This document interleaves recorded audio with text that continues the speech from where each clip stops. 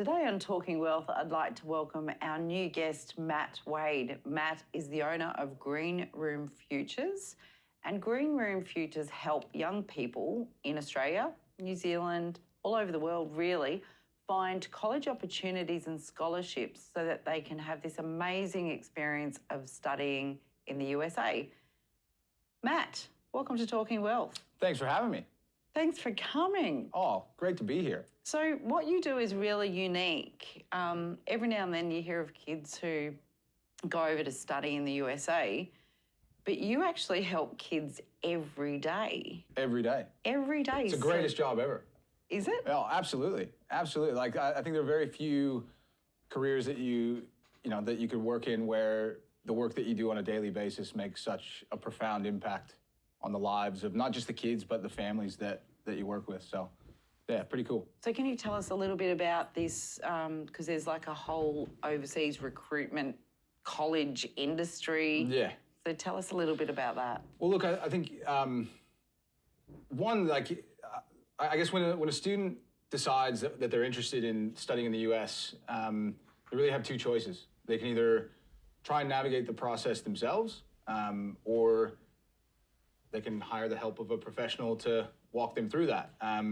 And there are hundreds of companies around the world. And the industry itself, I guess the tough part about the industry is that it's unregulated, right? So anybody can put a website together, can talk a bunch of college jargon, tell people what they want to hear, talk about all the things that they can do for them and the service that they can provide.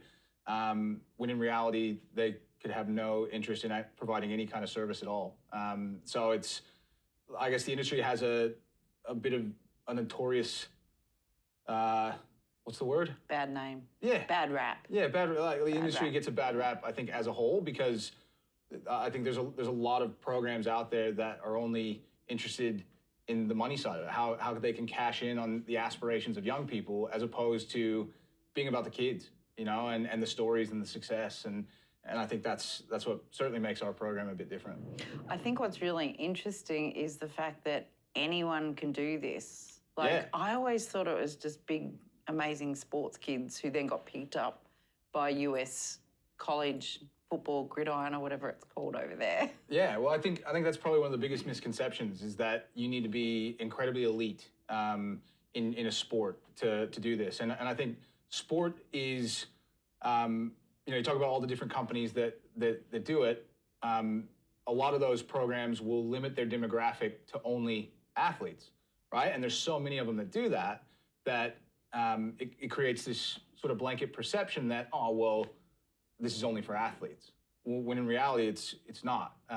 There's plenty of opportunities for student athletes, but we work with student athletes, we work with general students that just want to go and study. We work with performing artists, visual artists, like anybody who has a desire to go and study abroad, have the experience, any of them can do it. And I think it's the latter, right? It's all those general students and performing artists and visual artists that don't realize that there are more opportunities out there for them that are just as attainable and just as affordable and just as achievable as anything that's available to any student athlete. So when you say general students, like what sort of things can our kids go over and study over there? Well, the best part about the US system is that like you're not, like here in Australia, you're limited by your ATAR, what your ATAR allows you to study. Well, in the United States, you're the one that's choosing to study. Like you don't have to study after high school, right? It's a conscious decision that you make. So in the land of opportunity, right? If you're going to make that effort and you're going to go and you're going to study after high school, then you can choose exactly what you want to study, irrespective of how difficult that may be. So whatever course a student wants to study, whether it's medicine, law, dentistry. So it doesn't matter what grades I got in high school, I can literally go and study medicine or... Well, absolutely, yeah, because just because you got good grades in high school, and let's say for Australia's sake, right? 98.9 ATAR score, and you got into medicine. Well, does that guarantee that you're going to be a doctor? No. No, you still have to pass all the classes. Like, you have to stay committed to that for a 7-year period. The difference in the US is that, it's instead of getting a 98 plus ATAR score and then doing a 7-year course all the way through, it's split 4 years and 3 years. So they'll let the cream rise to the top through undergraduate studies. So pre-med, right? Your first 4 years, Bachelor of Science in pre-medical science, will then determine if you have good enough grades to then get into med school. Med school is that final 3 years where you become a doctor, right? Or a physio or a dentist, but it can be anything, right? It can be engineering, architecture, business, commerce. Like you can do part of your studies over there and come back here. Like you're the one that decides. You know, it's everything's in the control of the student, which I think is probably one of the coolest things about it. Like you determine what you want to do. Is it very expensive though? Like in comparison to kids, you just hear of kids racking up these massive HECS debts that they're going to have forever. What's the cost comparison like? Yeah, well, look, it can be astronomical, just like university can be astronomical anywhere. You know, I think the again, a misconception is that it's just crazy expensive.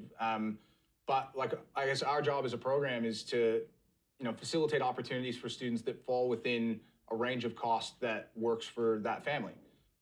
So it's kind of developing a strategic approach around a student and a family, what they want to spend on higher education, and then going out into the US system and finding that. But with respect to the actual cost of things, you know, our rule of thumb for everybody, we say, you know, 10 to 15,000 US dollars per year needs to be a minimum, right? And obviously with the exchange rate, let's say 13 to 20,000 Australian dollars a year. Yep. Right? That is not just your tuition cost though, right? That's your tuition and fees.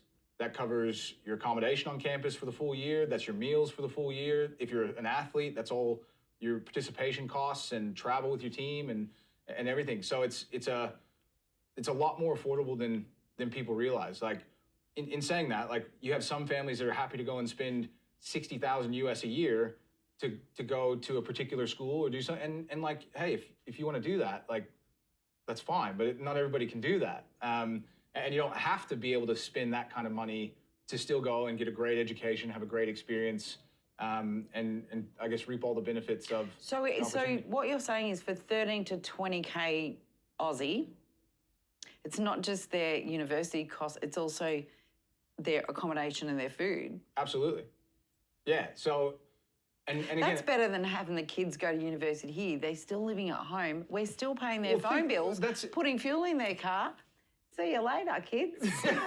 No, but think about it this way, right? Like, I think one of the key conversations that I always have with families is, well, you know, if we stay here in Australia and study here, well, we can just HECS our university cost.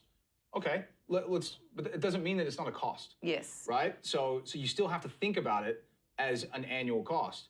Since COVID, the average HECS debt is anywhere from 12 to 15,000 Australian a year, right? Over a 3-year period. So let's say 36,000 over 3 years, and you'll pay that back for the next 36 years of your life, minimum, right?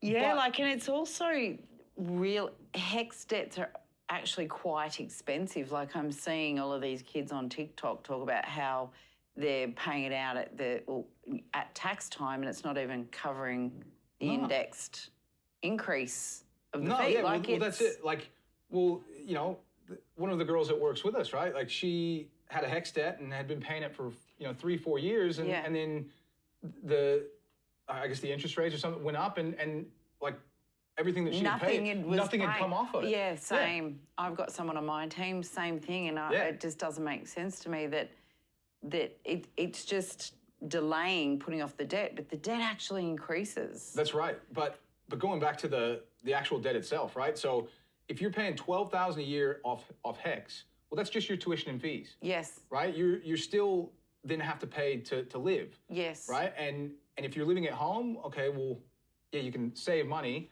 But the cost of living in Australia in general is astronomical, right? Like certainly compared to that of the US. Think about it this way. If you spend $250 a week to keep your child alive, right? And that's their mobile phone bill, that's their portion of energy, that's their food, that's petrol, like $250 a week, it's impossible, right? Which is why I use this as an example. Yep. $250 a week for a year is $13,000, right? Add that to the 12,000 in HECS that you're going to see, and well, there's 25,000 minimum that you're paying per year to go to university here in Australia or New Zealand. And or, your house stays clean. Bye, kids. Yeah. Yeah. Yeah. So when you really lay out the costs of,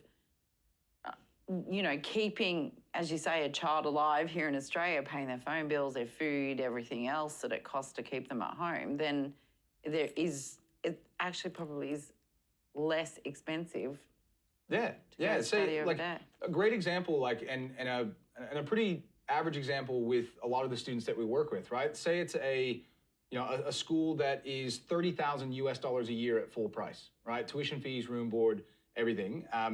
That student, we get them into the school, they apply, they gain admission, they receive $8,000 in academic scholarship straight away for admission.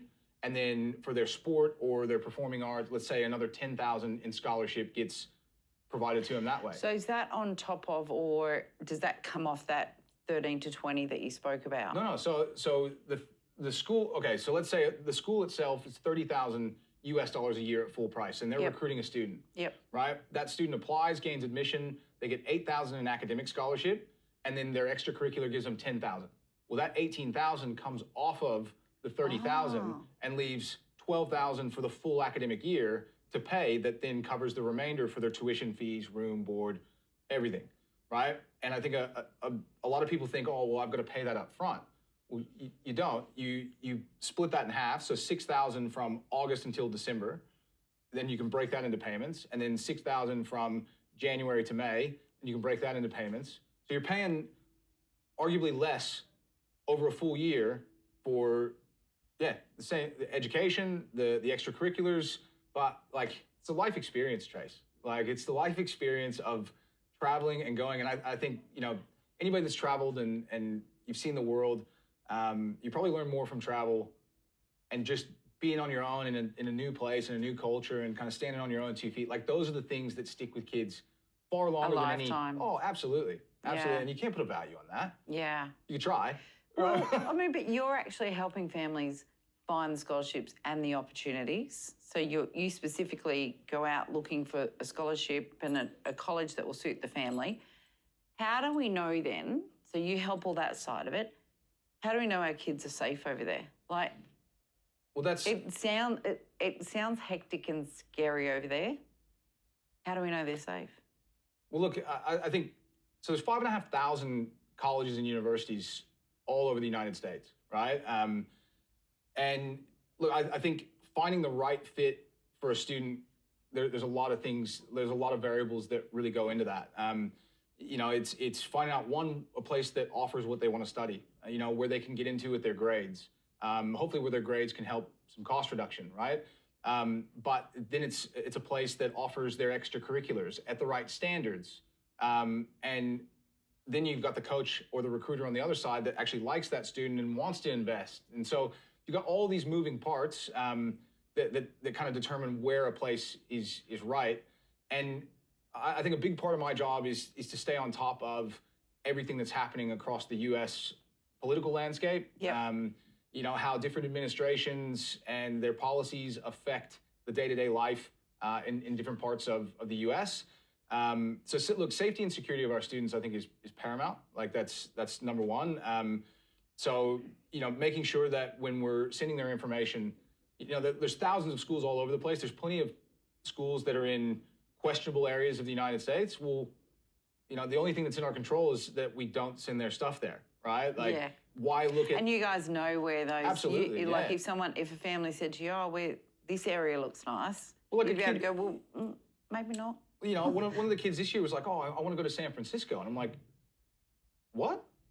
He's like, oh, I hear it's just a great place. And I'm like, well, you clearly haven't seen it recently, right? You got, big companies and everything moving out of San Francisco because of, the place is going downhill, right? Yeah, well, that's it, and there are different parts of the states that's the case. But then you've got just as many, if not more, great parts of the United States that, are full of great people and supportive environments. And, but I think too, for us, what's in our control is making sure that we're sending our students information to places where, there are proper security measures in place, campus police, campus security, key card entry, and not just sending it out into the universe and just like hoping that it lands somewhere that keeps a kid safe. Like there's a lot more, I think, strategy involved than just hoping for the best. And then are they allowed to go off? So they're over there. Are they allowed to go off and do whatever they want? They're allowed off campus, or how much? I mean, because listen, we're talking about kids who have finished high school, 17, 18. 18 to 25. To right? 25. 18 to 25-year-olds. I think I fit on in average. that age bracket. I might go myself. Well, I want to go back. Look, yeah, students have the freedom to do what they want. Like they're there at their own free will. Yeah. I think if you're a student athlete, one of the things I often say, like being a student athlete is probably the most structured thing outside the military, right? And your day-to-day schedule, from early morning training to classes to afternoon training, your meals in between, your team meetings in the evening, like you live in a student athlete bubble, right? And I think even you could say the same for performing artists. You could say the same thing for people who are dedicated to developing an extracurricular. Is that there's a lot of structure and there's a lot of routine. Unlike, I guess, here in Australia where students go to university and they live at home, and if they play sport, then they're going back and forth there, and then they're going there and back to socialize, and like everything's separate, right? In the US, it's all sort of one thing. Living on campus is the norm. So you've got students, whether they're domestic US kids, internationals, they all live in on-campus accommodations. So the social side of things on campus is massive, where you don't really see much of that here at all. So you don't have to go off campus and spend money to have fun. You've got a student activity center, and you've got tons of social activities happening on campus, I think, all the time. So you can sort of stay there, but always you have the freedom to go off. And one of the big things about preparing our students for heading to the States is reminding them that it is an unfamiliar place, right?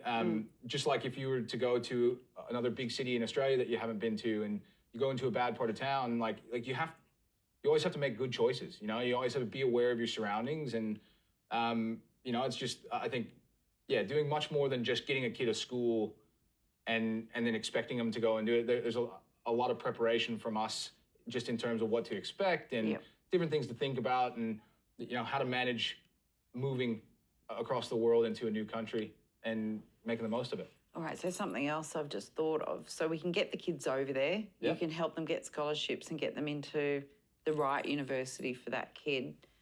How does the studies translate back into Australia? So is it like for like? Are they wasting time studying at a university over there to have to come back and do it again here? How does that work?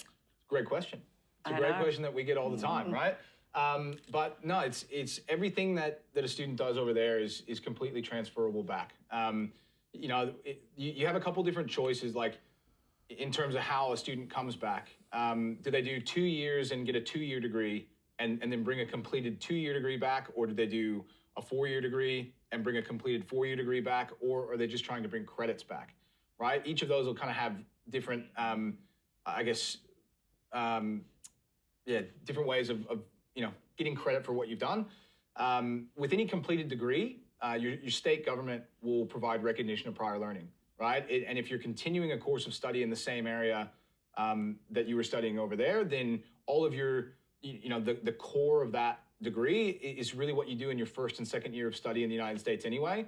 And those key core elements of that course of study will always sort of transfer. There will be some additional classes that students do over there that they wouldn't maybe be do relevant here. Yeah, but it's not that is I guess a bad thing. One of the big things about the U.S. system is kind of developing the whole student, not just putting them into a course and then cranking them through a course in 3 years and then a kid getting halfway through that and realizing like, oh, I don't actually want to do this. Yeah, it's you have a general core curriculum that helps students to develop their written and verbal communication. And then you also have, your core elements of a particular course of study. And that's really your first 2 years of study.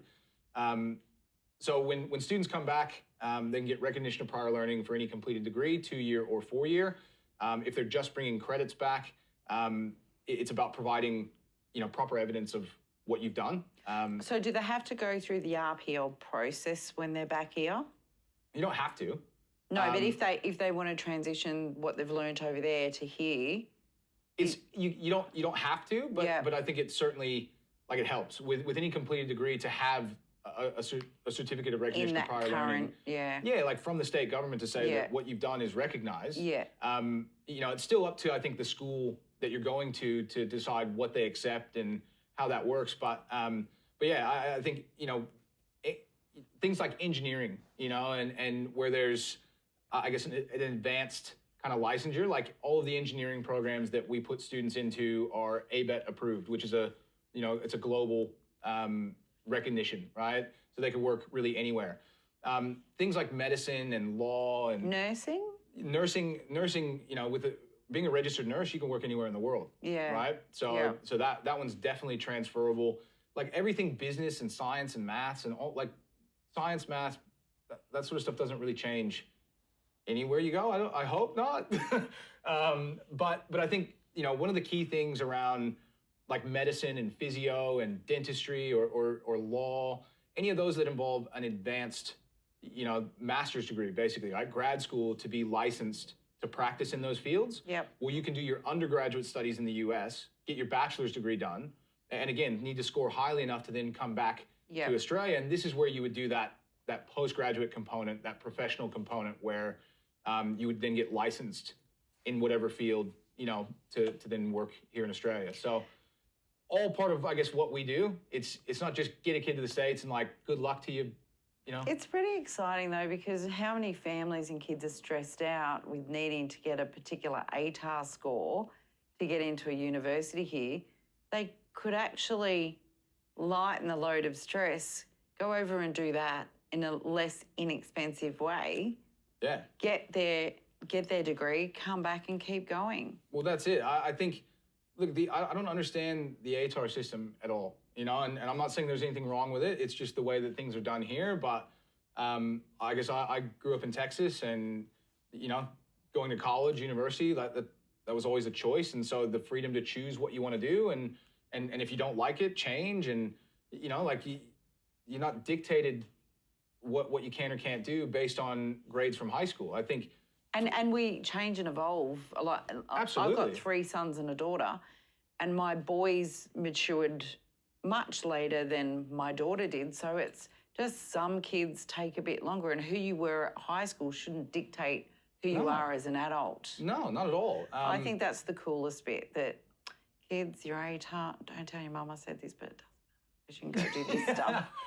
But even like an ATAR is only good for a year anyway. Yeah. Right? So it's, but there's just so much pressure on an ATAR score. Yeah. When, look, like I'm not saying that, don't strive for a good ATAR score, because having a good ATAR score means that you've had good solid grades and good commitment to your academics, and that results in different kinds of opportunities overseas as well. But like for the kids that go to like CETA, right, that don't get an ATAR, here in Victoria, like VCAL, like the vet courses. My daughter's just done that. Well, but like there's so much opportunity. Is what we're saying. You know what? We've run out of time. Will you come back and chat with us again? Absolutely. Because I'm sure there's going to be so much more to cover. I know. I'm sure there'll be so many families that are really interested, so they can go to your website, Green Room Futures. Yeah, grfutures.com. grfutures.com, and ask you any questions. You've got all the information for them. But absolutely. We're on socials. You got us on Facebook, Instagram. Send us DMs. People can slide into your DMs. Slide into our DMs. Excellent.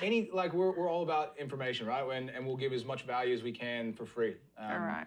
So, well, thanks, Matt. It was great having you. And we'll see you again soon. All right. Thanks, Trace. Thank you.